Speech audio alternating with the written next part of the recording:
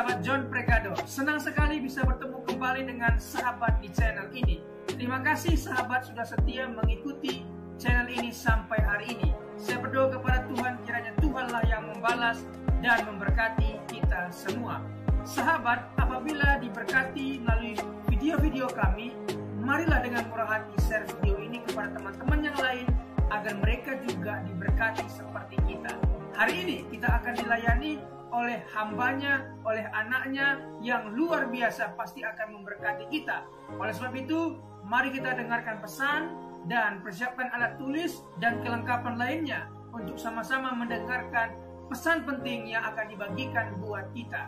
Sebelum kita lanjut, jangan lupa sahabat untuk menekan subscribe dan juga berikan like dan juga share video ini. Terima kasih, mari kita berdoa. Bapak yang baik, kami menyiapkan hati, pikiran kami untuk sama-sama mendengarkan pesan yang penting ini. Berkatilah kami, sehingga kami boleh mengerti, mencatat, membagikan pesan ini kepada teman-teman yang lain. Berkati anakmu, hambamu yang akan membagikan pesan penting. Berkati sahabat John Pregado dimanapun berada. Terima kasih, kami siap mendengarkan pesan penting ini. Demi nama Yesus. Amin. Nah, mari kita buka Alkitab kita dalam kitab Kejadian pasal 4 ayat 8 sampai dengan 13. Kejadian 4 ayat 8 hingga 13. Kata Kain kepada Habel adiknya, marilah kita pergi ke padang. Ketika mereka ada di padang, tiba-tiba Kain memukul Habel, adiknya itu, lalu membunuh dia. Firman Tuhan kepada Kain, di mana Habel, adikmu itu? Jawabnya, aku tidak tahu. Apakah aku penjaga adikku? Firman-Nya, apakah yang telah kau perbuat ini? Darah adikmu itu berteriak kepadaku dari tanah. Maka sekarang terkutuklah engkau, terbuang jauh dari tanah yang mengangakkan mulutnya untuk menerima darah adikmu itu dari tanganmu. Apabila engkau mengusahakan tanah itu, maka tanah itu tidak akan memberikan hasil sepenuhnya lagi kepadamu, engkau menjadi seorang pelarian dan pengembara di bumi. Kata Kain kepada Tuhan, hukumanku itu lebih besar daripada yang dapat kutanggung. Pembunuhan yang paling awal adalah pembunuhan Kain membunuh Habil. Apa saudara? Pada waktu Habil dibunuh, saat itu juga kegiatan otak berhenti, kegiatan jantung berhenti. Dan cirinya orang mati tidak bisa mandi sendiri. Betul? Betul? Tapi ingat, waktu Habil dibunuh, ada satu yang menuntut, ada satu yang berteriak, yaitu darah. Darah Habil menuntut keadilan. Ingat, Habil mati, roh kembali ke Allah, betul? Tapi ingat, darah bicara tentang jiwa. Jiwa, ingat darah, nyawa, betul? Darah ini menuntut keadilan kepada Allah. Ingat, tubuh, jiwa, roh itu beda. Roh kembali ke Allah. Jiwanya Habil menuntut. Darah bicara tentang nyawa, nyawa bicara tentang apa? Jiwa. Dan apa yang terjadi? Akibat tuntutan darah Habil, Kain dikutuk. Di dalam kutukannya dikatakan bahwa tanah tidak menghasilkan sepenuhnya lagi untuk Kain. Dan Kain jadi pelarian dan pengembara di muka bumi. Akibat apa? Tuntutan darah Habil. Nah, jadi ingat, semua penampakan roh, baik pengiriman dan semuanya itu selalu bicara tentang apa? Ada tuntutan darah. Nah, bagaimana bisa terjadi penampakan? Ingat, kalau kita mati dalam Tuhan, roh kita langsung kepada Allah. Amin. Karena roh itu milik Tuhan. Setan tidak punya hak atas roh manusia. Karena roh manusia embusan nafas Tuhan. Nah, jiwa ada di mana? Firdaus. Apa saudara? Nah, tubuh ada di mana? Di bumi. Apa saudara? Ada di mana?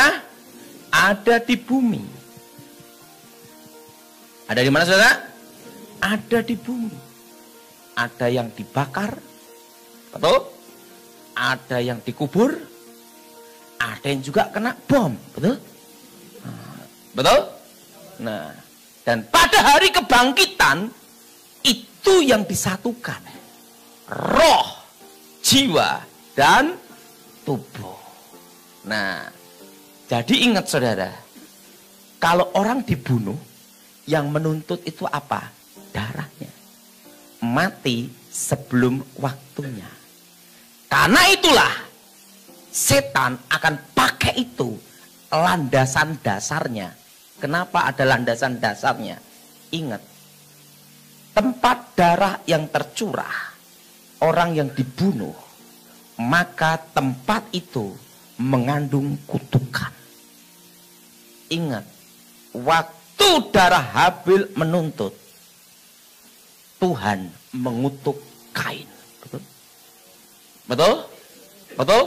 Dan kutukannya, tanah tidak menghasilkan sepenuhnya lagi untuk Kain.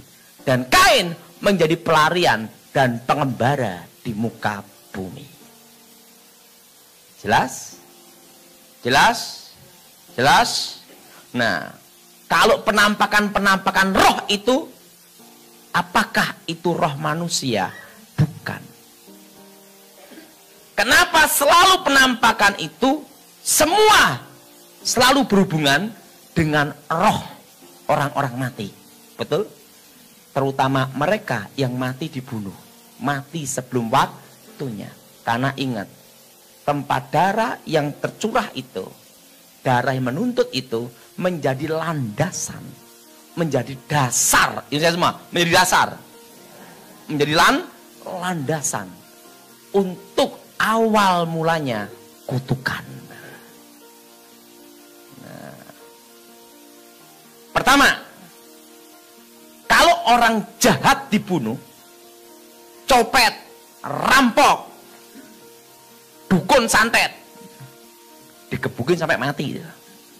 Nah, setelah itu teroris, tukang bunuh, pemerkosa, dibunuh posisi jahat. Ingat, posisi apa? Saudara?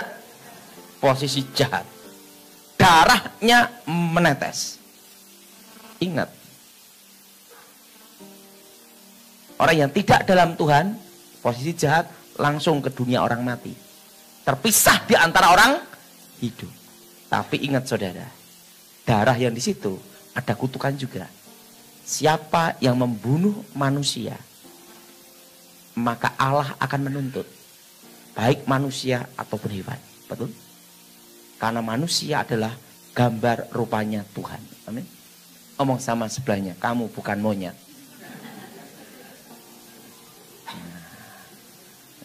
Jelas? Jelas? Jelas? Dalam posisi apa aja? Jahat. Berarti ada landasannya. Yaitu apa? Kutukan. Ada penderi dikubur di satu tempat. Ingat, saya beritahu rahasia ini, jangan dipraktekkan. Kubur di satu tempat. Maka di kuburannya ini mengandung kutukan. Namanya kutukan kehancuran. Kutukan apa saudara? Kehancuran. Kalau dulu sebelum saya bertobat, misalnya saya tidak suka sama bapak ini, supaya bapak ini sering sakit-sakitan, megap-megap. Penting tahu hari kelahirannya, wetonnya, dan fotonya. Setelah itu fotonya dibawa ke tempat kuburan orang jahat yang mati dibunuh. Ingat, darahnya menuntut. Setelah itu dikasih jarum, tusukkan tepat di kepalanya atau di dadanya. Saat di kuburan itu, foto itu dikubur sama-sama. Nanti bapak itu nanti pada waktu serangan pertama malam Jumat, maka dia akan mimpi didatangi laki-laki tinggi besar, mencekik dia. Nah, setelah itu dia jatuh sakit, posisi mati ndak, hidup ndak. itu pakai foto. Ingat, jangan diprak. Kenapa bisa menjadi serangan? Karena kuburan itu darah yang menuntut landasan dari kutukan. Dan nanti dia akan menampak bahwa yang dibunuh itu laki-laki yang jahat. Dia akan melihat apa? Laki-laki tinggi besar. Jelas? Jelas? Nah, kalau penjahatnya misalnya germonya perempuan digebukin, dibunuh mati, kuburannya dikasih foto itu, kasih jarum. Nanti waktu dia tidur, dia akan melihat perempuan rambut panjang mencekik gini, engkek gitu lah.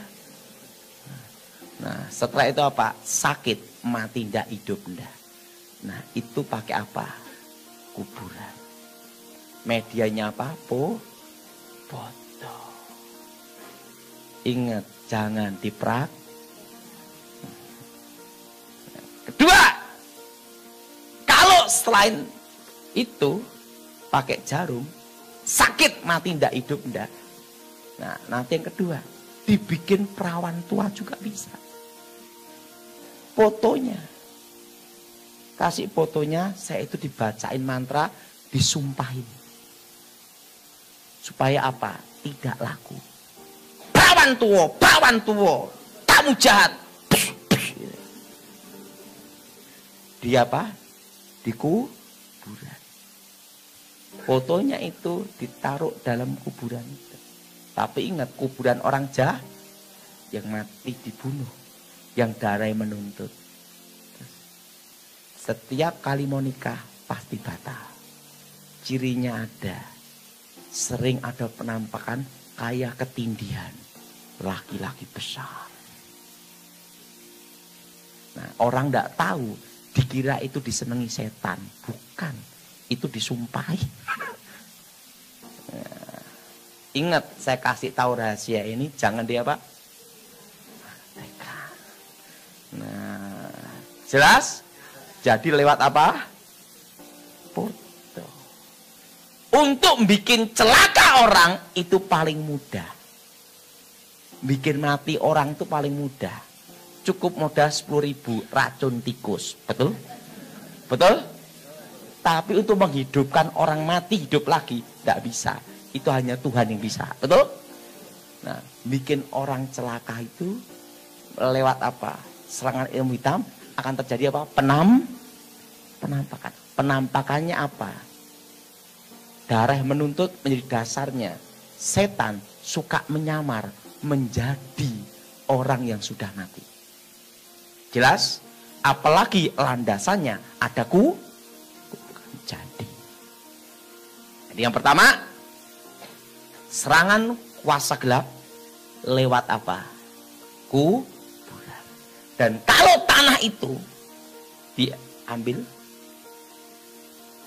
disiramkan di depan toko orang, pintu toko atau pintu pabrik, setahun bangkrut.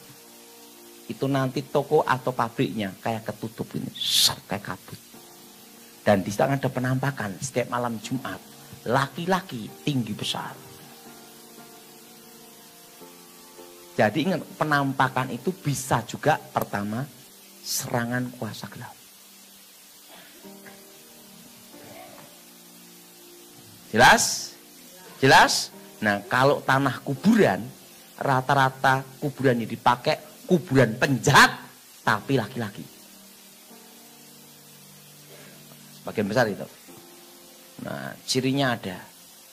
Setiap malam Jumat, terutama Jumat Kliwon, ada penampakan tinggi besar hitam.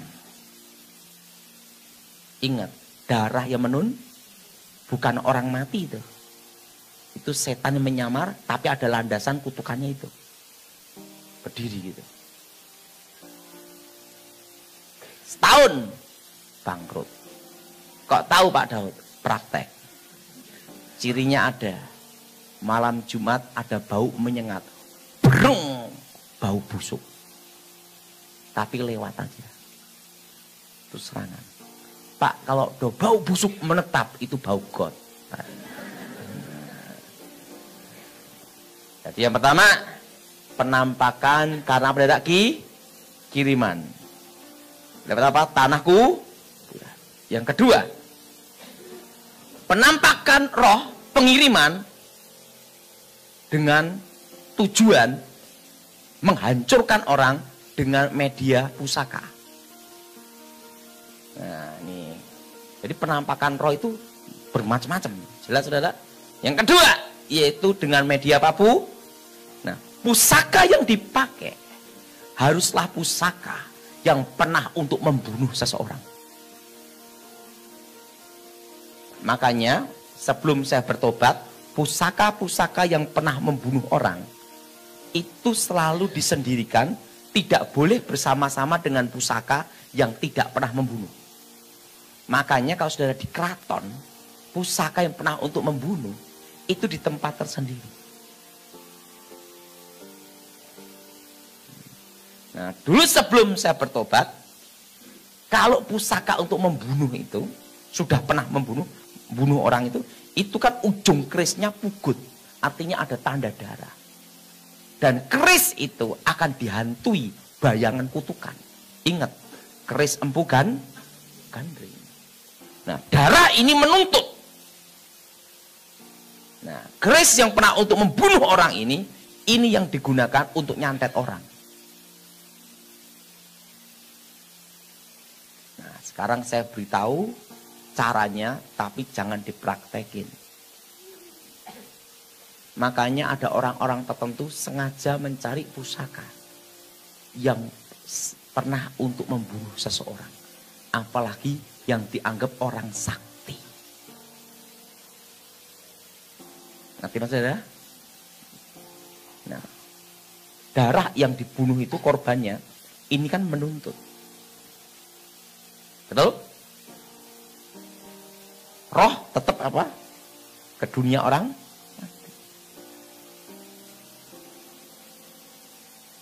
Keris ini, misalnya, saya tidak suka sama ini. Saya bawa keris itu. Nah, waktu dia jalan, itu kan ada namanya bekas telapak kaki. Yang sering dipakai itu harus bekas telapak kaki. Atau bekas sepatu. Pokoknya dikenakan. Keris itu atau senjata pusaka itu yang pernah membunuh itu dibikin pangping gini. San disumpahin. Nama ini mati tidak hidup tidak sakit. Nanti dia akan ada penampakan roh kayak disiksa roh yang dalam pusaka itu. Selalu penampakannya apa? Ular. Kalau pusaka punya apa beda? Apa darah? Ular atau harimau? Harimau. Ada yang juga kakek-kakek atau nenek-nenek. Tergantung pusaka itu rohnya apa. Jadi apa pakai apa darah? Set. Tanda. Nah, dulu sebelum saya bertobat, misalnya ada kecurian, orang nyuri kambing. Bekas telapak kakinya kan ada. Keris yang pernah untuk membunuh orang ini dibacain mantra. Weng, juk, vitamin komplit. Siapa yang mencuri, kamu kejar. Hancurkan, mati ndak hidup ndak. Sumpah serapah diucapkan di keris itu. Nah, setelah itu dipangping gini aja. Itu yang nyuri pasti nanti didatangi roh. Gitu. Mati ndak hidup ndak. Yang kedua, pakai senjata yang pernah untuk membunuh. Jadi penampakan itu bisa juga karena kiriman. Jelas? Jelas? Nah, kiriman ini cirinya ada. Yaitu dalam penampakan rohnya itu membuat orang menderita dan tersiksa. Jelas? Nah, yang ketiga, Ini penampakan yang ketiga. Yang kedua tadi adalah senjata. Dan apa saudara? Orang mati dalam usia apa? Jahat. Nah, yang ketiga yaitu penampakan roh rumah angker. Apa saudara? Apa saudara? Penampakan roh rumah apa? Angker. Nah, kalau tempat bunuh diri, maka di situ akan ada suara-suara aneh. Penampakannya berupa suara dan ada kayak piring-piring pindah. Nah, kalau di dapur, kotak ada orang masak. Itu berarti yang bunuh diri pembantu.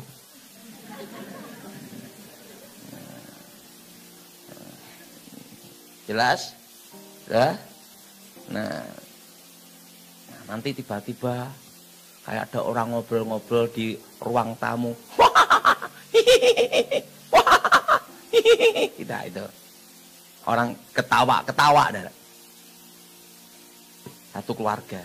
Berarti yang bunuh diri satu keluarga. Jelas? Jelas? Jelas? Nah, jadi tempat bunuh diri atau tempat orang yang mati dibunuh. Nah, rata-rata penampakan orang yang mati dibunuh ini itu bukan roh orang matinya. Rata-rata adalah apa, saudara? Hanya untuk menunjukkan keberadaannya. Tetapi tetap mengganggu. Kalau itu tempat orang dibunuh, ada roh bangkrut sial. Makanya ada rumah-rumah tertentu disewakan, dibeli orang bangkrut. Sampai tinggal itu wajah bangkrut semua. Itu pasti apa? Orang mati dibunuh. Nah, sering ada penampakannya apa? Di sekitar pintu ada bayangan hitam. Klebet. Kenapa di sekitar pintu? Karena kurang kerjaan. Nah, jelas? Jelas? Jadi ingat, kalau penampakan yang sampai menyiksa, itu berarti apa? Tanahku. Tapi kalau menunjukkan keberadaannya, atau bikin sial bangkrut. Nah, itu rata-rata karena apa, saudara? Tempat itu ada pembunuhan. Nah, kalau tempat orang bunuh diri, itu hawanya panas. Jadi rumah tangga itu isinya ribut terus. Bertengkar, beribut, akhirnya cerai. Kalau satu rumah berapa kali orang nempatin cerai terus, pasti dulunya ada orang tempat orang bunuh diri. Nah, itu cirinya ada suara-suara aneh. Ada yang juga di satu kamar ada perempuan menangis. Berarti yang bunuh diri perempuan.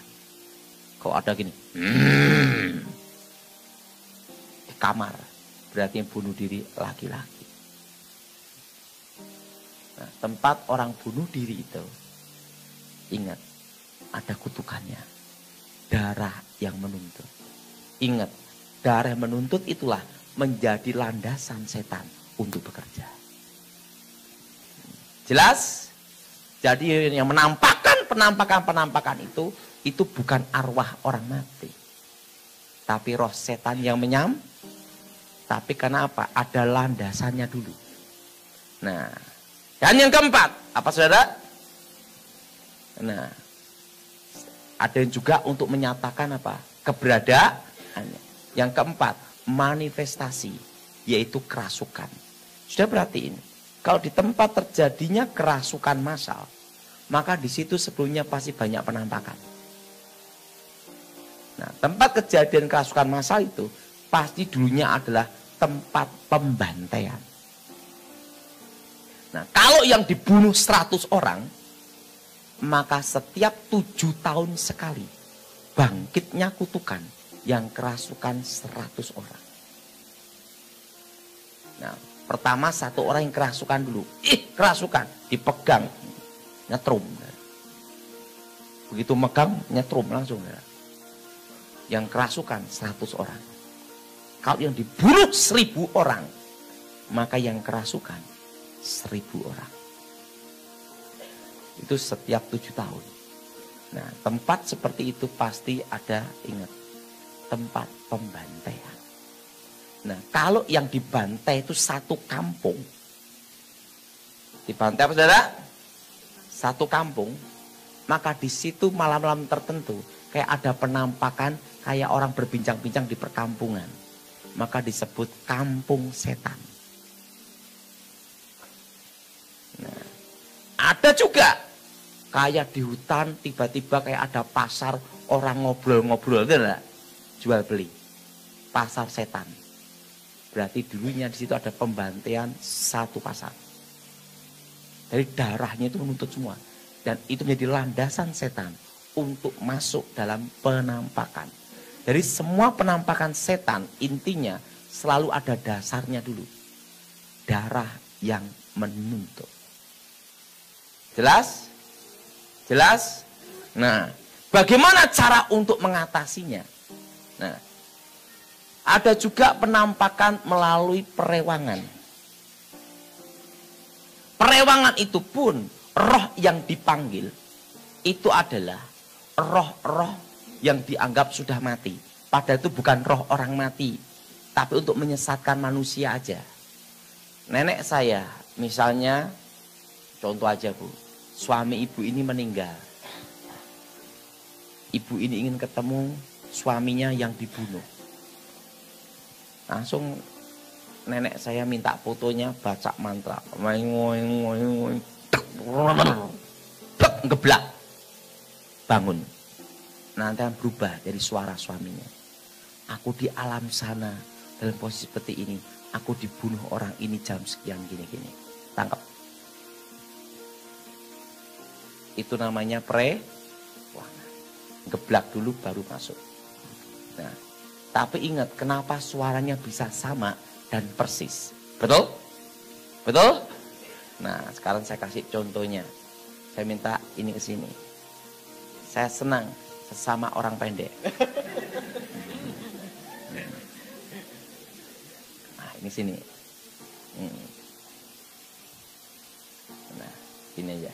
Ini untuk jadi setannya. Nah, saya Glenn, sini Glenn.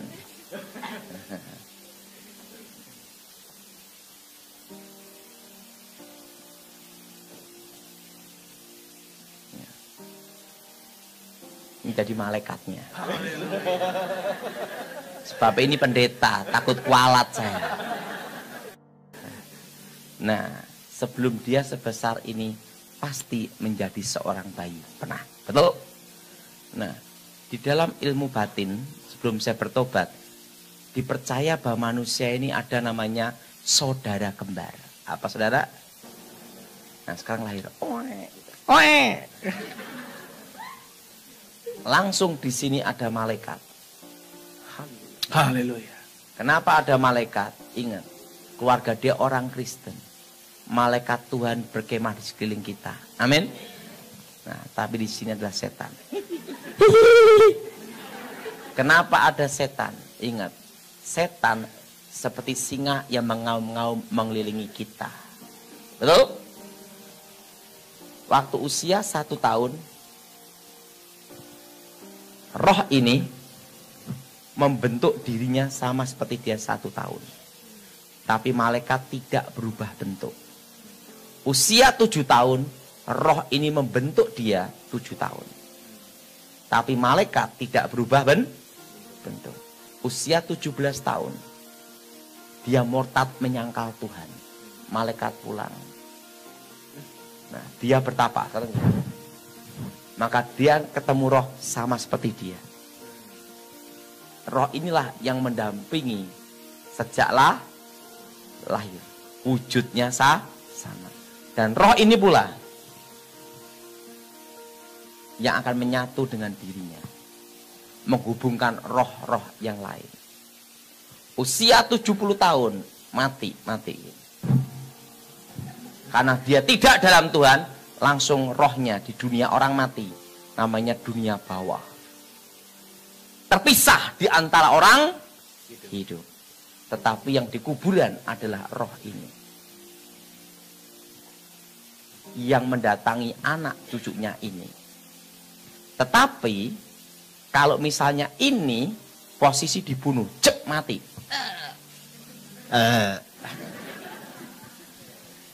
Darah menetes.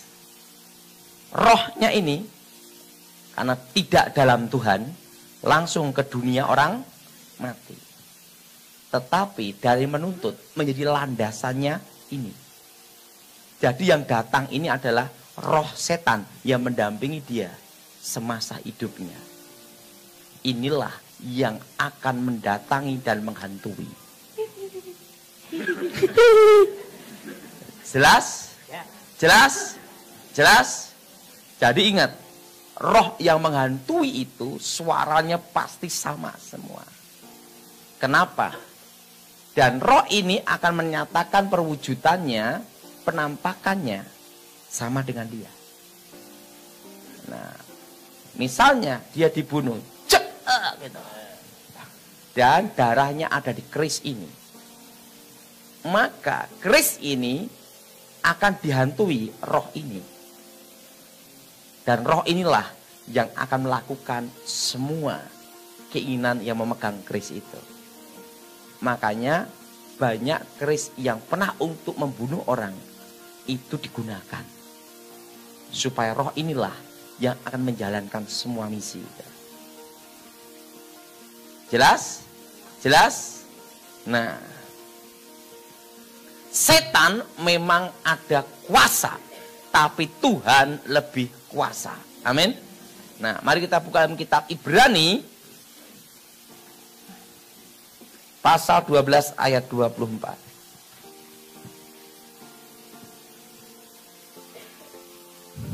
Kitab Ibrani pasal 12 ayat 24. Kita baca bersama-sama kitab Ibrani pasal 12 ayat 24. Dan kepada Yesus pengantara perjanjian baru dan kepada darah pemercikan yang berbicara lebih kuat daripada darah apa? Abel. Untuk mengalahkan kutukan darah yang menjadi landasan setan untuk menjadi kutukan dan menghantui, harus dihadapi dengan darah pula. Yaitu darah yang kudus, tanpa noda, tanpa celah, dan tanpa dosa. Amin. Dan di muka bumi ini hanya ada satu darah yang tidak ada dosa keturunan, kutukan keturunan, maupun dosa perbuatan. Dan itu hanya satu manusia, Yesus. Dan posisinya mati dibunuh. Kenapa Yesus darahnya bisa berbicara? Karena Tuhan Yesus mati dibunuh, maka darahnya bisa berbicara. Nah, untuk mengalahkan kutukan darah harus dihadapi dengan darah pula, darah perjanjian.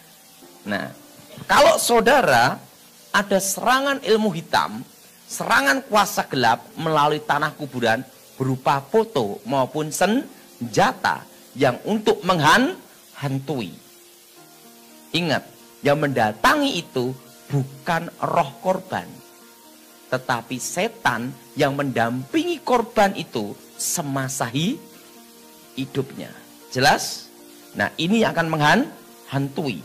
Karena ada landasan dasar yang berupa namanya kutukan. Nah, saudara, kalau saudara menghadapi itu, selalu ada penampakan kayak orang nyekik gitu, atau menyiksa, mencakar kayak ada binatang, saudara. Nah, saudara harus hadapi dengan darah Yesus. Ingat, untuk mengalahkan setan, mengusir setan, ada 3. Pertama, di dalam nama Tuhan Yesus. Amin. Kedua, bila ada saudaramu yang sakit atau yang kerasukan setan, olesi minyak dalam nama Tuhan. Tapi yang ketiga, mereka orang-orang percaya mengalahkan iblis dengan darah anak domba. Apa saudara? Dengan apa? Dengan apa? Darah anak domba. Nah, jadi kalau saudara ada serangan yang berupa dari senjata pusaka atau foto yang ada di kuburan, cara mengalahkannya, ikut saya semua. Darah Yesus, sucikan tubuh jiwa rohku. Segala kutukan, segala serapah, segala mantra, kami patahkan, putuskan, hancurkan dalam nama Yesus. Darah Yesus sudah batalkan segala kutukan serapah. Jadi ingat, yang dibatalkan itu adalah kutukan serapah. Karena darah menuntut itu hanya untuk landasan.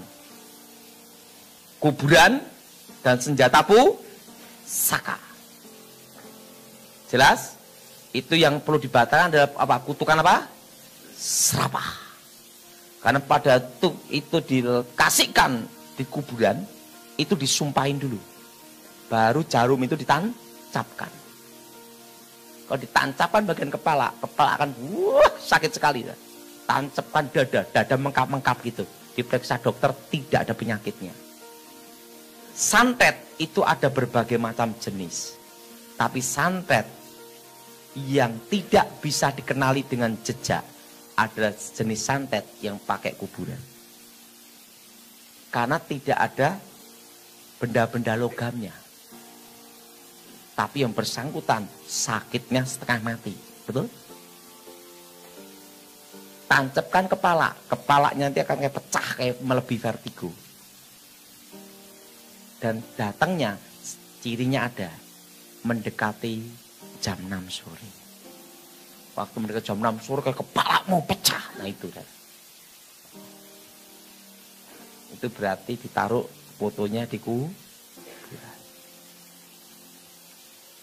Jelas? Nah kalau yang ditancapkan jarumnya itu di dadanya. Dadanya mengkap-mengkap. Kayak orang sak napas. Dan setelah itu jam 12 malam waktu tidur. Ada menindih gini. Terus bagian dada. Satu titik aja. Berarti itu ada di fotonya ditaruh di kuburan. Nah itu pakai kutukan apa? Serah. Nah ini semua. Darah Yesus. Hancurkan. Putuskan. Batalkan. Segala kutuk serapah. Jelas?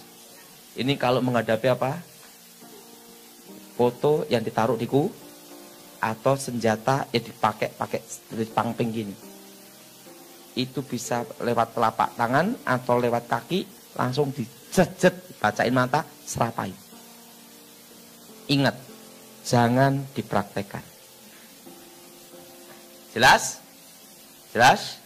Nah, yang kedua, kalau saudara menghadapi tanah kuburan, apa saudara? Tanah apa? Tanah apa? Kuburan. Untuk membuat bangkrut atau mati sandang pangan. Nah, semua rezeki, semua berkat, semua keberuntungan pasti ada jalannya. Betul? Buktinya kita buka toko pasti di pinggir jalan. Tidak mungkin di puncak gunung tengah hutan. Siapa yang beli? Betul? Betul? Nah, untuk matahkan kutukan ini, berarti yang digunakan ada tanah kuburan. Nah, jenis kutukannya ini beda dengan yang pertama. Kalau yang pertama itu menyerang pribadi. Kalau yang kedua ini menyerang masa depan. Ikutin saya semua. Darah Yesus buka masa depanku. Darah Yesus buka berkat tempat ini. Darah Yesus buka jalan masa depan. Darah Yesus buka keberuntungan tempat ini. Segala roh-roh jahat, roh-roh setan, roh-roh gelap keluar dalam nama Yesus. Jelas? Kalau saudara punya toko atau pabrik, dikerjain tanah kuburan, setiap pagi sebelum buka toko atau pabrik mau kerja, doa dulu di situ. Darah Yesus buka masa depan. Nah, sekalipun dikasih tanah kuburan 1 truk tidak ada masalah untuk ninggiin rumah. Jelas? Jelas? Nah, yang ketiga, kalau itu rumah tempat pembunuhan atau orang bunuh diri, selalu ada penampakan apa? Bayangan dan suara-suaraan aneh. Ingat, semua penampakan pasti ada landasan. Landasannya, dasarnya ada darah yang menuntut. Dan di tempat darah yang menuntut, ingat, Tuhan mengutuk. Kenapa? Alkitab mengatakan sendiri, siapa yang membunuh manusia, Allah akan menuntut. Baik manusia maupun binatang. Betul? Betul? Nah, kalau itu tempat rumah orang dibunuh, atau cirinya rumah-rumah seperti itu dijual susah. Itu rumah angker. Nah, sudah doanya ini semua. Darah Tuhan Yesus sucikan tempat ini. Tempat terkutuk ini diubah jadi berkat. Segala roh-roh jahat, roh-roh setan, roh-roh kutuk, roh-roh gelap keluar dalam nama Yesus. Darah Yesus sucikan tempat ini. Jelas? Nah, kalau tempat kecelakaan mati, dor mati itu, maka di situ ada penampakan orang lewat. Anak kecil lewat, kakek-kakek lewat. Namanya roh maut. Maka tempat itu sering ada kecelakaan didahului dengan penampakan. Penampakannya selalu apa? Korban-korban yang mati di situ. Tapi ingat, itu bukan arwah orang mati. Karena roh itu milik Tuhan. Nah, darahnya menuntut. Setan landasan untuk situ. Maka suara bisa sama. Nah, ini semua. Darah Yesus hancurkan roh maut. Darah Yesus sucikan tempat ini. Tempat terkutuk ini diubah jadi berkat. Roh-roh jahat, roh setan, roh gelap keluar dalam nama Yesus. Kalau tempat terjadi pembunuhan massal, terjadi apa? Banyak kasus kerasukan ini semua. Darah Yesus sucikan tanah ini, tempat terkutuk ini diubah jadi berkat. Roh-roh jahat, roh-roh jin, roh kutuk, roh gelap keluar dalam nama Yesus. Jelas? Nah, saudara, pernah ada tanya sama saya, Pak Daud pernah enggak pakai anggur perjamuan kudus? Saya akan ceritakan, tapi ini bukan doktrin. Ini pengalaman hidup saya. Tapi ingat, jangan digunakan kalau tidak terpaksa. Kecuali Tuhan sendiri yang perintahkan. Jelas? Jelas? Suatu kali saya diminta ada di Surabaya. Waktu itu saya baru bertobat. Saya itu waktu bertobat, saya itu diajar doa itu hanya darah Yesus. Pokoknya kalau kamu ngalahkan setan model apapun, kamu ngomong darah Yesus sucikan tubuh jiwa rohku, dalam nama Yesus setan keluar, darah Yesus sucikan bentengnya aku. Dia ngajari doa itu dulu Pak Stefanus Pinggi. Udah meninggal dia. Udah dipanggil Tuhan. Nah, dia ngajar saya hanya simpel, darah Yesus. Karena saya ini kalau doa macam-macam bingung. Nah, makanya dia ngomong, dah kamu doa darah Yesus. Ingat, doa itu tidak perlu muluk-muluk. Tapi penting ada dasar dari hati yang benar. Amin. Nah, baru saya bertobat, saya nanganin kasus di Surabaya, di satu pabrik. Dulunya tanah ini adalah tempat pembantaian zaman PKI. PKI dibunuh di situ, digorok di situ. Jadi diangkut pakai truk-truk itu, saya dibikin satu lubang, saya digorok di satu lubang itu. Mayatnya dibawa di truk, dibuang di tempat lain. Nah, lubang itu ditanemin pohon apapun tidak bisa tumbuh. Nah, sama pengusaha itu punya pabrik, dibangunlah pabrik. Pada waktu pembangunan itu banyak kerasukannya. Banyak kerasukannya. Nah, setelah banyak kerasukannya, tetap sampai jadi pabrik. Pabrik itu harusnya berjalan 3 shift. Tapi hanya jalan 1 shift aja. Kenapa? Begitu jam 6 sore ke atas, tiba-tiba itu kabel bisa nari-nari. Setelah itu, mesin jalan sendiri-sendiri. Dan lampu padam terang. Padam terang. Nyala, padam, nyala, padam, nyala, padam. Teruslah. Dan ada penampakan orang-orang digorok. Gini. Nah, karyawannya hari pertama datang sore bubar. Dan penampakannya itu tidak hanya malam Jumat, setiap hari. Sampai satpamnya aja ndak berani masuk dalam pabrik. Hanya ada di pinggir gini, ngeliatin gini. Gitu loh. Itu di Surabaya. Itu kejadiannya 20 tahun yang lalu. Saya masih ingat itu. Karena pengusaha ini Kristen, maka dipanggillah orang pendeta.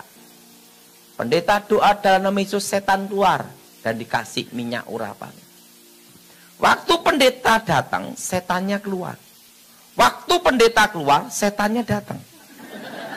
Ini kejadian benar. Nah, sampai dipanggil. Pendeta-pendeta itu banyak. Dari luar negeri sampai dalam negeri. Ekspor, impor. Bayangin, Dara. Wah, udah. Itu pabrik itu sudah dikasih minyak urapan. Mungkin 1 tronton sudah, Dara. Karena setiap pendeta bawa minyak. Wah, di minyak udah. Ini pengalaman, ini bukan doktrin, Dara. Nah, sampai terjadi namanya RUPS, Rapat Umum Pemegang Saham, untuk membahas setan di pabrik, Dara. Itu sampai RUPS, Dara. Karena apa? Kalau pabrik hanya jalan 1 shift, bangkrut, saudara. Karena harus 3 shift, Dara. Karena apa? Kalau mesin itu dinyalakan, kan ngangkat listriknya gini kan mahal, Dara. Nah, kalau setiap hari harus ngangkat terus ya tekor, Dara. Dan 2 shift libur. Dan satpamnya tidak ada yang berani masuk dalam situ, Dara. Wong kepalanya gini-gini terus, Dara. Dan itu kabel jalan senari-nari gitu, Dara. Bosnya yang pertama tidak percaya, ngelihat gini-gini, takut juga. Dia lihat sendiri. Jadi bos-bosnya yang punya saham di pabrik itu ngelihat sendiri, ya takut semua, Dara. Dah, saya masih ingat itu. Sampai RUPS, bayangin, Dara. Nah, karena apa? Bisa kolab pabrik itu, Dara. Nah, saya dipanggil. Waktu itu saya diajar Pak Stefanus Pinky doa dalam nama Yesus, setan keluar, darah Yesus sucikan. Saya itu kasih minyak urapan seperti biasanya, Dara. Setan keluar, setan keluar, setan keluar. Pas saya doain, setannya keluar. Saya kasih minyak urapan. Jadi yang ngasih minyak urapan itu udah banyak. Oh, berapa tahun nangani kasus itu tidak selesai-selesai. Enggak? Bosnya yang pabrik ini, Pak Daud, yang sudah. Ingat, saudara, itu sampai dibuka persekutuan, saudara. Waktu persekutuan, setannya keluar. Habis persekutuan, setan datang, saudara. Itu terus, saudara. Terus itu bertahun-tahun, saudara. Mau pabrik, mau bangkrut itu, saudara. Pak Daud yang sudah, yang lain juga seperti itu. Pak Daud jangan pulang dulu. Nginep di Surabaya dulu. Saya tungguin 1 minggu di situ. Yang kerasukan tambah banyak, adalah. Malah penampakannya malah apa? Kepala terbang. Waduh, saya doa. Waktu itu saya doa gini, Tuhan, kalau aku gagal, lebih baik aku pensiun jadi hamba Tuhan. Malu lah nganani kasus ini kalau gagal. Saya ngomong, Pak, beri saya kesempatan untuk terakhir kalinya. Saya tak doa puasa dulu. Saya doa puasa. Tuhan, berikan aku jalan keluar ini. Ini sudah diusir setan dalam Yesus. Udah banyak pendeta. Minyak urapan udah 1 tronton. Ini kurang apa lagi? Betul gak? Betul gak? Udah didoain, udah dikasih minyak, kurang apa lagi? Tiba-tiba Tuhan ngomong, harus dengan darahku sendiri. Ada apa, Tuhan? Karena di situ, di lubang itu, banyak darah yang menuntut dalam 1 lubang.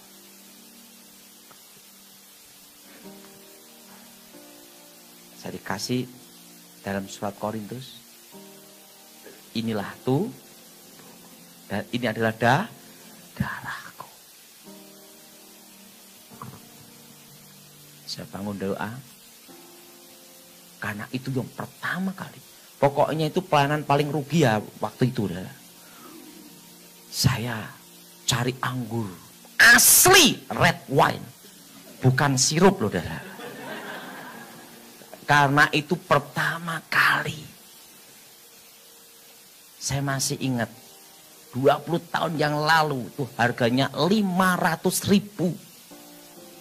Dan waktu itu saya masih ingat, saya kerja plastik, kelilingan plastik, sehari hanya untung 5.000. Pelayanan paling tekor kan. Dan saya masih ingat khotbah waktu itu, PK-nya tahu enggak berapa? 20.000. Berarti berapa kali khotbah?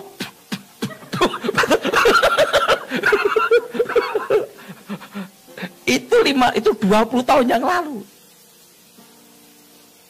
Saya masih ingat waktu itu khotbah di Surabaya 20.000 maksimal, PK-nya 50.000. Saya masih ingat itu. 20 tahun yang lalu itu, saudara. Dan apa yang terjadi? Saya beli itu red wine 500.000. Bayangin berapa kali khotbah.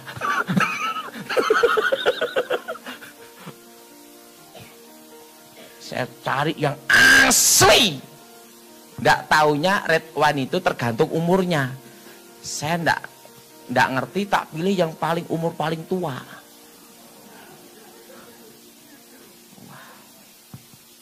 Red wine ini, saudara, saya doa puasa, saya pegang botol ini. Kenapa? Pertama, nyesel. Kedua, kok malis terus sekali. Dan saya tidak bisa nikmati lagi. Saya doa anggur ini. Doa puasa berapa hari? Tuhan Yesus, ubah anggur ini menjadi darahmu sendiri. Bukan lambang lagi, tapi menjadi darahmu sendiri untuk mematahkan kutukan, menghancurkan roh kegelapan. Ubah anggur ini darah Yesus. Berapa hari saya doa puasa. Setelah itu saya percikin dikit-dikit itu, darah. Dikit-dikit itu. Nah, di tempat lobangnya itu, dah. Lobangnya itu kayak tanah lobang gitu, dah. Yang orang dibunuh banyak sekali itu. Ratusan di situ. Digorok dan mayatnya dibuang tempat lain. Jadi mayatnya dibuang tempat lain. Itu saya percikin, saya doa darah Yesus, darah Yesus. Nah, terusan yang punya pabrik sama yang pemegang sahamnya sudah didoain Pak Daud, sudah. Pak Daud tidak boleh pulang dulu. Kita cek dulu. Seminggu saya di Surabaya. Seminggu di Surabaya. 2 minggu tidak ada masalah. Saya pulang ke Solo. 3 minggu, 1 bulan tidak ada masalah. Langsung pabrik itu jalan 3 shift sampai sekarang. Nah, itu pengalaman saya. Nah, ada lagi kejadian di daerah itu, aduh namanya apa itu, pohon ini adalah pohon angker. Jadi dibegu tidak mempan, di bulldozer berhenti bulldosernya, di senso, tidak mempan adalah. Wah, ini udah didoain juga. Saya tidak mau pusing, dah. Saya ambil perjamuan kudus, saya doa, dah. Siramin. Tebang, blok, dah. Selesai. Tapi ingat, kalau kasus yang berat, baru pakai itu. Kalau belum berat, jangan. Makanya kalau betul-betul berat, saya baru pakai. Itu doa puasa dulu. Karena tergantung yang imanin doain toh. Kalau hanya ya enggak bisa lah. Harus ada Makanya kalau perjamuan kudus, kalau saya ada hal seperti itu saya doa puasa dulu, enggak sembarangan, enggak berani langsung. Itu kasus berat gitu dah. Kasus apa? Kerasukan masalah. Kasus berapa? 2.000 orang. Oh, nanti dulu dah. Saya nanti dulu tak siapin dulu. Itu pasti. Untuk apa? Doa puasa.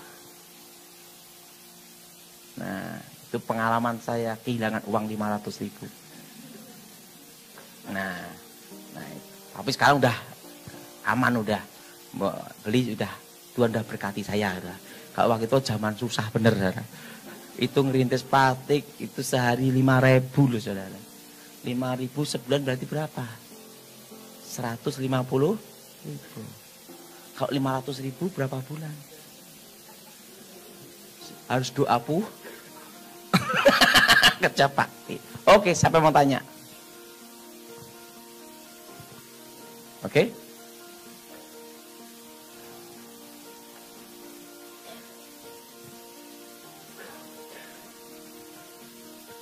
Saya mau nanya, kan itu kan di Tanjakan Emen sering terjadi kecelakaan.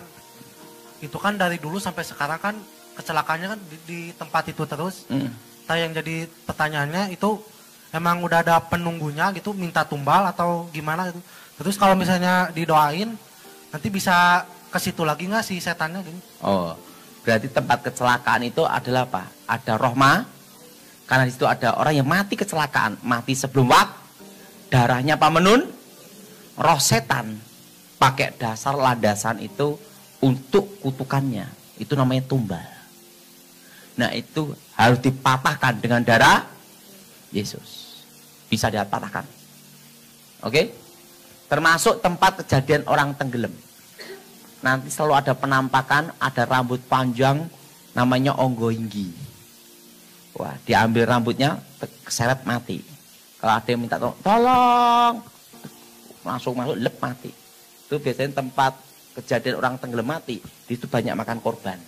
Penampakannya roh itu. Darah menun. Itu harus dihancurkan, disucikan dengan darah Yesus. Oke? Lagi?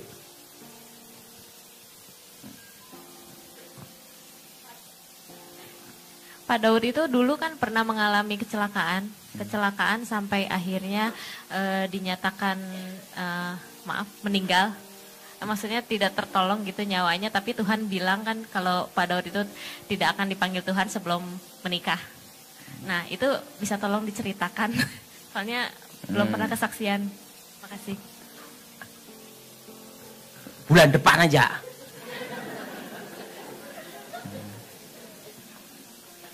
Tapi yang jelas, waktu saya ada di surga, saya lihat satu hal.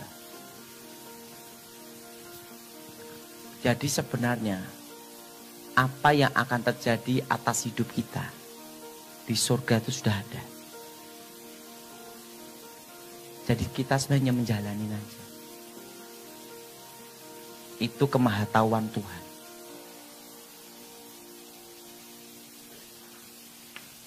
Waktu itu saya ngelihat satu hal, saya masih ingat. Indonesia akan terpecah menjadi 3. 1, Timor Leste sudah pecah, betul? Nanti ada 2. Yang 2 itu apa, saya tidak dijelasin. Tapi yang jelas pecah di 3. Dan akan ada krisis. Jadi Indonesia pulih itu 25 tahun. Dimulai dari awal krisis 98. Tambah 25 tahun. Berarti pemulihan Indonesia tahun berapa? 2023. Tetapi sebelum pemulihan akan terjadi krisis ekonomi juga. Tahun lalu saya pernah khotbah di tempat ini. Siapa yang datang tahun lalu? Coba angkat tangan. Coba angkat tangan. Saya khotbah bahwa 2018 tahun ini akan terjadi krisis. Sekarang harga-harga barang naik. Yang tidak naik harga diri. Dan dolar sudah naik loh ini. 13.700. Loh.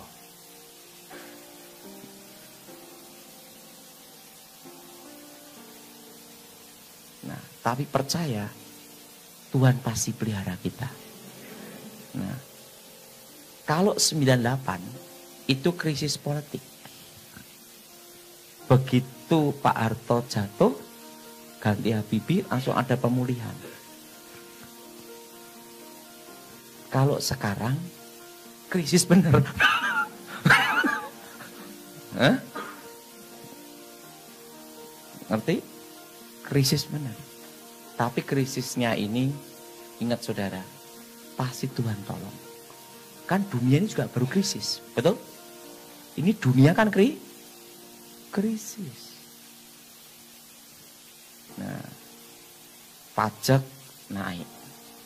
Semua apa-apa naik. Ini dolar juga naik. Yang paling diwaspadai kalau dolar tembus 14.000 ke atas. Deg-degan semua kan? Betul? Betul? Tapi ingat, percaya Tuhan pasti pelihara.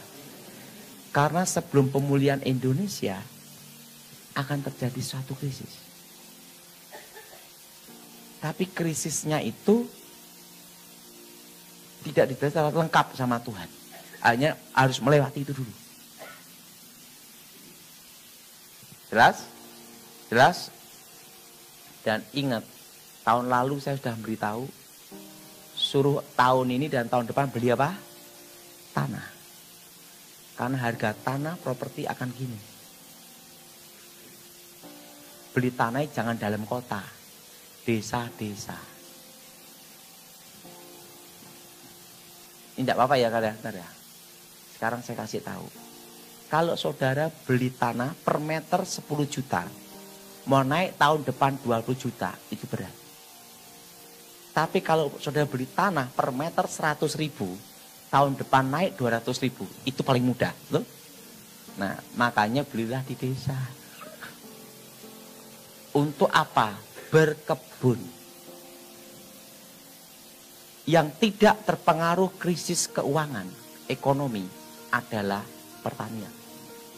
Yang bicara food, makanan. Tapi bukan sawit loh ya. Karena semua orang pasti makan. Betul? Apalagi tanah kita ini subur. Nah makanya sekarang saudara kalau ada berkat beli tanah. Tapi beli tanah jangan ngawur. Harus pinggir jalan, 2 mobil bisa lewat. Nah, kalau di desa udah pasti harganya tidak terlalu mahal. Karena kenyataannya saya beli per meter hanya 200.000. Tapi di lereng Merapi.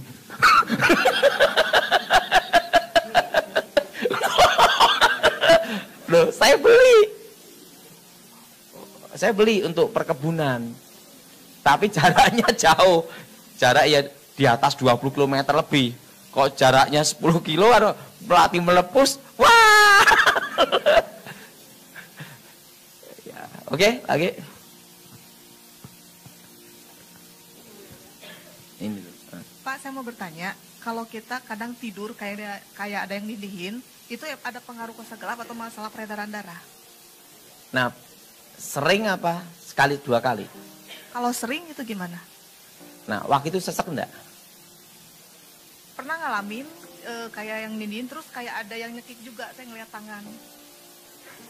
Berarti di rumah itu ada setannya. Rumahnya itu ada setannya.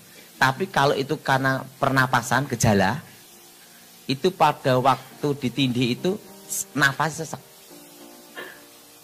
Itu berarti memang peredaran darah. Tapi kalau penampakan roh itu hanya dicekik gini toh. Tapi napas ini tetap tidak terasa tertindih. Nah rasanya gimana? Waktu itu kayak yang sesak juga sih. Oh berarti peredaran darah. Oke, ini ibu ini. Pada tahun 2010 saya pernah sakit. Itu dibuat orang, gitu ya. Tapi itu tuh dia berbuat begitu karena usaha saya. Saya dagang di pasar, gitu ya. Ya agak maju lah di antara langganan yang lain ceritanya ya. Terus udah gitu setiap itu tuh sakit, setiap malam sakit ya seperti Pak Daud tadi bilang. Terus lama-lama ya udah kesini kan saya udah percaya dengan Yesus, ya nggak apa-apa, nggak jadi masalah.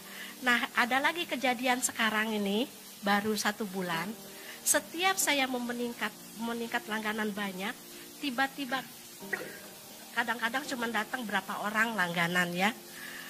Kata langganan saya bilang yang lain, kok Enci tutup katanya, usaha nggak buka, kemana aja katanya gitu. Itu berarti tanahku. Kalau tanah kuburan itu orang tidak bisa lewat. Kelihatannya doa darah Yesus buka jalan tenang aja, kecil. Terima kasih Pak Daud. Oke, sekali lagi.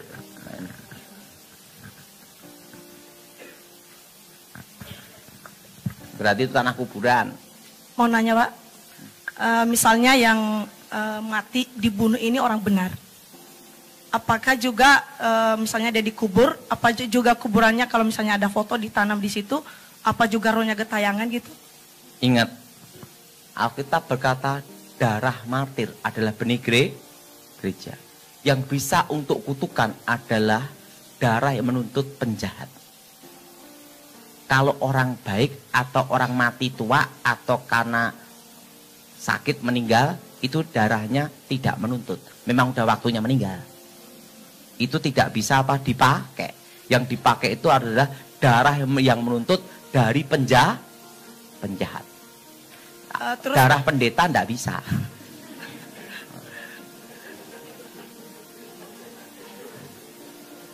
Nah, jadi kan tadi yang ada 3 orang di depannya, itu kan orang jahat. Kalau misalnya ini ada orang benar, apakah juga ada malaikatnya yang istilahnya menyerupai dia? Misalnya nanti dia meninggal, rohnya dipanggil, apakah itu juga keluar atau tidak ada? Malaikat tidak pernah berubah bentuk menjadi orang mati, tidak. Jadi kalau misalnya kita datang ke pendeta, pendeta berdoa, kita minta roh suami atau orang tua kita, pendeta katanya bisa panggil rohnya, kalaupun itu orang benar ya. Berarti itu salah ya Pak? Roh setan yang menyamar. Itu basic dasarnya selalu ada di kitab 1 Samuel. Iya. Pasal 28. Itu bukan roh Samuel. Dalam konteks pemanggilan roh, suatu roh yang bisa dipanggil datang, maka pangkat roh itu lebih rendah dari sang pemanggil. Presiden panggil menteri, karena presiden lebih tinggi dari menteri. Menteri panggil presiden, menteri dipecat, betul? Betul? Nah, dukun sama nabi, pangkatnya tinggi mana? Nabi. Tapi roh ini bisa dipanggil oleh dukun, perempuan di Endor. Berarti bukan roh Samuel. Nah, dan yang kedua, muncul dari dalam tanah. Sesuatu yang ilahi datang dari atas, Elia dan Musa. Waktu Yesus dimuliakan. Yang ketiga, Saul sendiri tidak lihat. Dia ngomong, apa yang kau lihat, perempuan di Endor? Ada sesuatu yang muncul dari dalam bumi. Saul sendiri tidak lihat.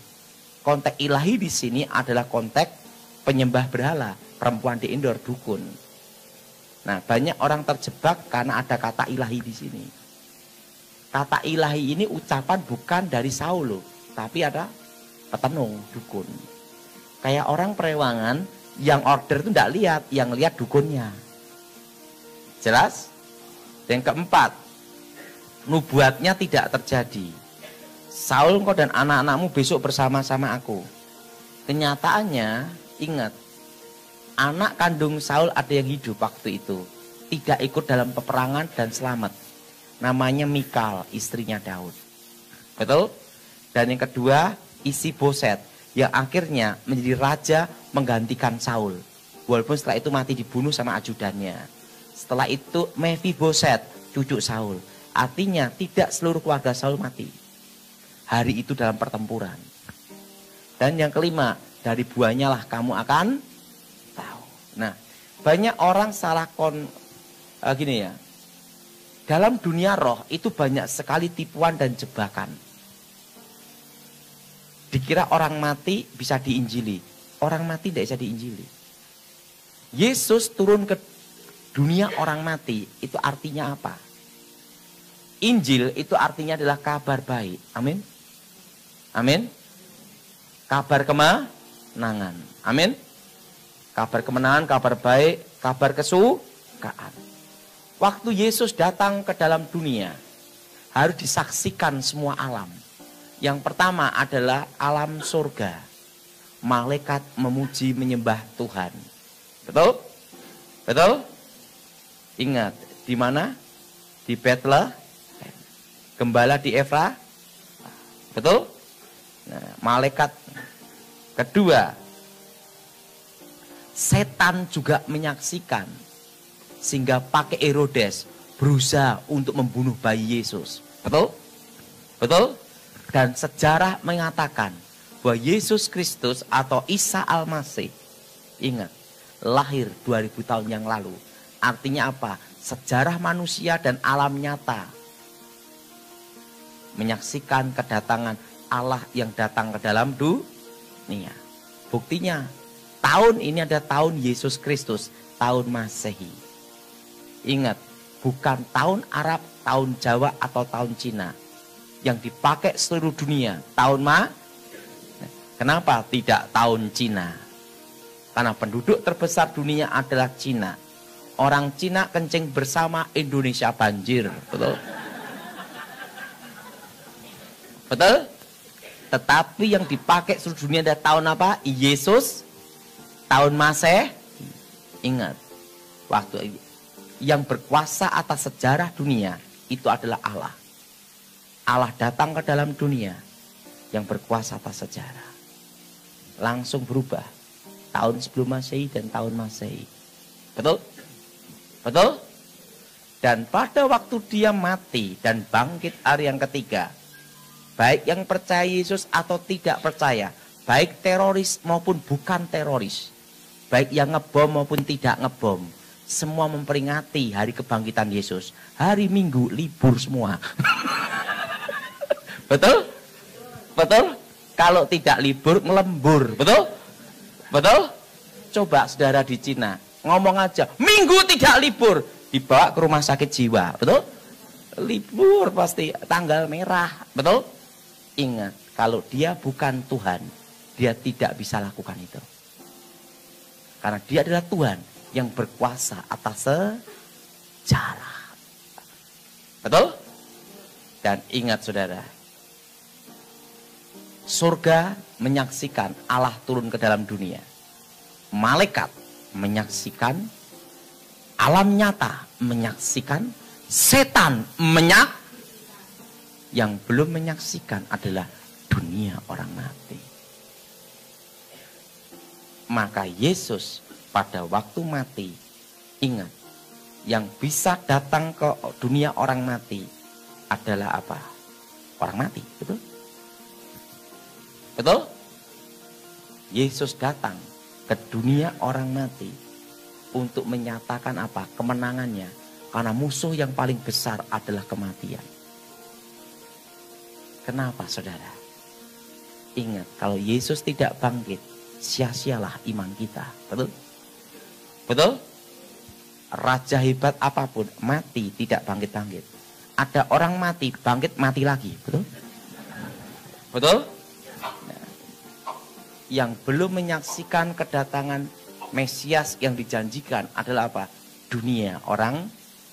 Maka Yesus perlu datang ke dunia orang mati. Menyatakan bahwa Mesias yang dijanjikan sudah datang. Itu kabar kemenangan.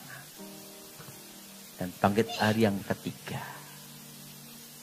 Jelas? Nah, kenapa perlu ke dunia orang mati? Ingat saudara, supaya semua alam melihat surga, setan, manusia, dan orang mati. Saya rasa sudah cukup. Kita mau doa pelepasan. Mari kita bangkit berdiri saat.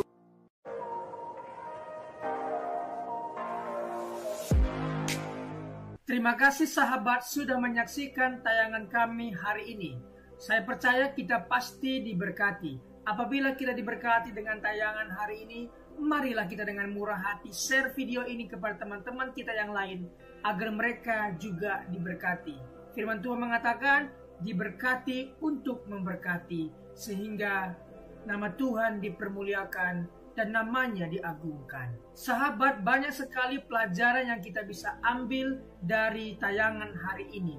Marilah catat poin-poin yang telah disampaikan, kita simpan dalam hati dan kita aplikasikan dalam kehidupan sehari-hari. Setiap kita pasti akan bertemu di yang namanya masalah. Kita tidak perlu undang masalah, tetapi dia sendiri akan menghampiri kita dengan maksud menguji iman kita, apakah kita tahan uji dan tetap mengandalkan Tuhan atau tidak.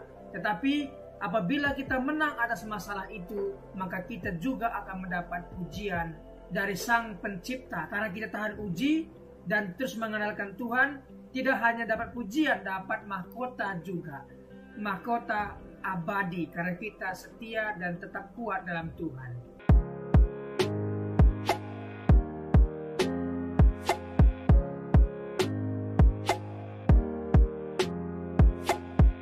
Shalom, dalam kesempatan kali ini kita akan belajar satu tema yang tentu pasti akan memberkati kita, yaitu memilih yang benar. Orang percaya pasti memilih yang benar, memilih kegiatan pekerjaan yang benar yang menguntungkan dirinya di masa depan. Apabila hari libur, apakah yang akan kita lakukan? Apakah kita bermain game sepanjang hari dan membuka aplikasi main game sepanjang hari? Apakah itu yang akan kita lakukan? Orang percaya pasti menggunakan waktu yang sangat bijak.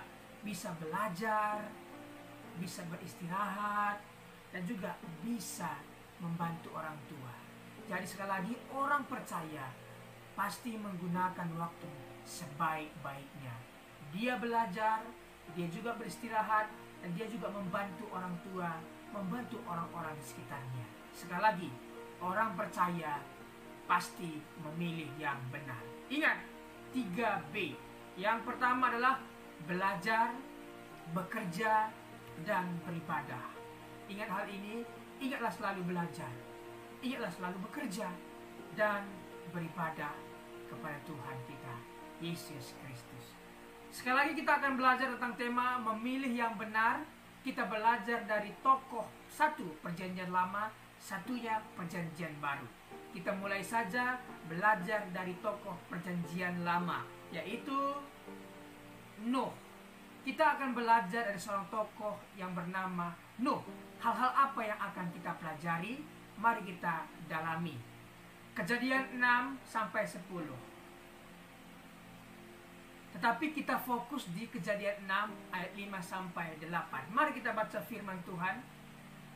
Ketika dilihat Tuhan bahwa kejahatan manusia besar di bumi dan bahwa segala kecenderungan hatinya selalu membuahkan kejahatan semata-mata, maka menyesallah Tuhan bahwa ia telah menjadikan manusia di bumi dan hal itu memilukan hatinya. Berfirmanlah Tuhan, aku akan menghapuskan manusia yang telah kuciptakan itu dari muka bumi, baik manusia maupun hewan dan binatang-binatang melata dan burung-burung di udara, sebab aku menyesal bahwa aku telah menjadikan mereka. Tetapi Nuh mendapat kasih karunia di mata Tuhan. Mari kita pelan-pelan mempelajari ayat ini. Pertama, ketika dilihat Tuhan dari sorga, Tuhan melihat ke bumi dan dia melihat dan mendapati kejahatan manusia besar di bumi dan bahwa segala kecenderungan hati manusia selalu membuahkan kejahatan semata-mata. Di sini kita tahu bahwa alasan Tuhan marah itu karena ulah manusia.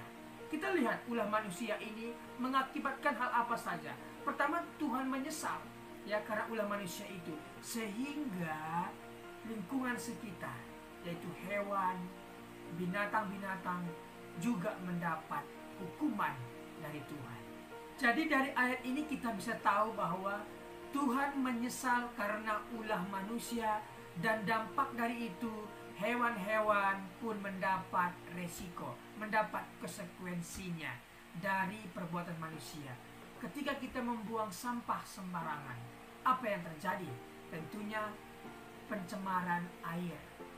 Binatang yang hidup di air tercemar dan hewan-hewan atau binatang yang hidup di air bisa mati karena ulah manusia membuang sampah sembarangan. Jadi marilah kita menjaga lingkungan kita sebaik-baik mungkin. Baca ayat 7 ya.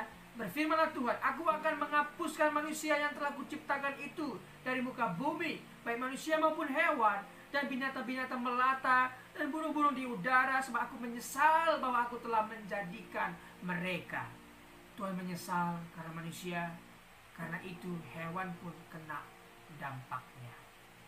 Tetapi Nuh mendapat kasih karunia. Mengapa Nuh mendapat kasih karunia? Mari kita dalami. Siapa Nuh? Nuh adalah orang yang benar di mata Tuhan. Ingat, orang benar belum tentu benar di mata Tuhan. Tetapi orang yang dibenarkan Tuhan, yang sudah diampuni Tuhan, dimaafkan Tuhan, dihapuskan Tuhan dosanya, dibenarkan oleh Tuhan karena dia percaya, dan saya percaya kepada Tuhan dan kemudian saya dibenarkan, maka orang benar ini mestinya melakukan hal-hal yang benar yang menyenangkan hati Tuhan. Seperti Nuh. Nuh benar di mata Tuhan dan dia mendapat kasih karunia dan dia dibebaskan dari malapetaka kedahsyatan air bah. Oke, kita belajar lebih dalam lagi. Tidak mau terpengaruh oleh pikiran, perkataan, dan perbuatannya. Artinya Nuh tidak mau terpengaruh pikirannya dengan pikiran-pikiran dunia, perkataan-perkataan dunia, perbuatan-perbuatan dunia yang tidak memberikan contoh. Dia tidak mau mencemari pikirannya, perkataannya, dan perbuatannya. Kita tahu bahwa sebuah kapal tidak akan tenggelam dengan air yang di sekitarnya. Akan tetapi kapal itu akan tenggelam apabila air yang di sekitarnya sudah masuk ke dalam. Artinya kita tidak akan bisa terpengaruh apabila kita tidak mengizinkan perkataan-perkataan orang masuk ke dalam pikiran kita. Jadi pikiran kita ini adalah sebuah aset, sebuah properti yang sangat berharga. Jangan kita mau dikotori, dirusak properti kita oleh perkataan-perkataan orang. Jangan sekali-kali mengizinkan hal itu masuk ke alam pikiran kita. Tetapi mari kita pikirkan yang ada di atas, yang di sorga, yang indah, yang mulia.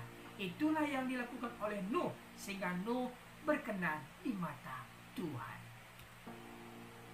Senantiasa hidup bergaul dan beriman kepada Allah. Orang yang sudah dibenarkan oleh Tuhan, maka senantiasa dia bergaul dan beriman kepada Tuhan. Apa yang dia lakukan, yang ada di Alkitab yang benar, perkara-perkara yang baik, itulah yang kita lakukan. Memang dalam Alkitab banyak sekali peristiwa, banyak sekali kejadian dituliskan untuk satu hal, informasi, satu hal lagi, pengajaran. Jangan kita menjadikan informasi itu dari pengajaran, tetapi carilah pengajaran yang menguatkan kita. Oke? Yang berikutnya, menjadi berkat dan contoh bagi keluarganya dalam ketaatan, kesalehan, iman, dan perbuatan baiknya.